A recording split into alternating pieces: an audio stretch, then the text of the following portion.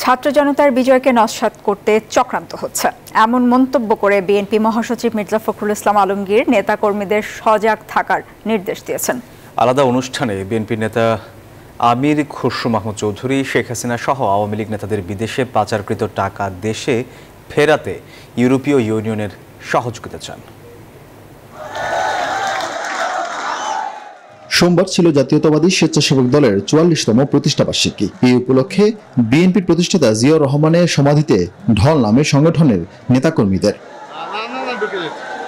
ইস্পাহানি পার্বণ, চিনিগুড়া চাল, অনন্য ঘ্রাণে উৎসবে আয়োজনে শ্রদ্ধা নিবেদন শেষে সাম্য গণতান্ত্রিক বাংলাদেশ গড়ার শপথ নেন স্বেচ্ছাসেবক দলের নেতাকর্মীরা। পরে বিএনপি মহাসচিব জানান, বিএনপি কোনো বিশৃঙ্খলার সাথে জড়িত নয়।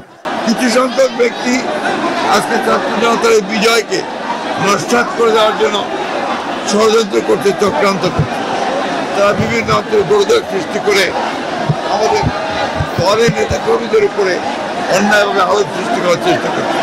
একই সময় বিএনপি চেয়ারপারসনের গুলশান কার্যালয়ে ঢাকা নিযুক্ত ইউরোপীয় ইউনিয়নের ভারপ্রাপ্ত রাষ্ট্রদূতের সাথে বৈঠক করেন বিএনপি স্থায়ী কমিটির সদস্য আমির খসরু মাহমুদ চৌধুরী। পরে সাংবাদিকদের তিনি জানান, বাংলাদেশের অর্থনীতি পুনর্গঠনে ইউর সহযোগিতা চেয়েছে বিএনপি।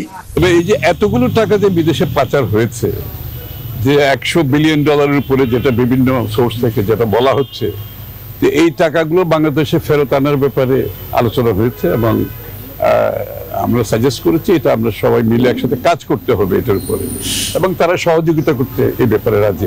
বিকেলে জাতীয় প্রেস ক্লাবে এক অনুষ্ঠানে বিএনপি মহাসচিব মির্জা ফখরুল ইসলাম আলমগীর বলেন, কোন নেতিবাচক কথা বা কাজের মাধ্যমে বর্তমান সরকারের প্রচেষ্টাকে প্রশ্নবিদ্ধ করা যাবে না। সেই স্বপ্ন যেন ব্যর্থ না হয়, তাহলে আমার রাষ্ট্র করতে হবে, এটাকে মেলাতে হবে, আমাদের চিন্তা তাদের চিন্তাকে মেলাতে হবে। ১৩ বছর আগে জাতীয় সংসদ ভবনের সামনে হামলার ঘটনায় পুলিশ কর্মকর্তা হারুন ও বিপ্লবীর বিরুদ্ধে হত্যা চেষ্টা মামলা দায়ের করেছেন বিএনপি নেতা জয়নুল আবদিন ফারুক।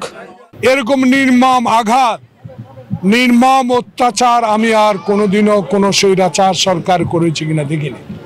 তখন আমার বিরুদ্ধে পুলিশ বাদী হয়ে একটা মামলা করেছে, সেই মামলা এখনো আমাকে হাজিরা দিতে হয়। শাকিল, নিউজ 24, ঢাকা।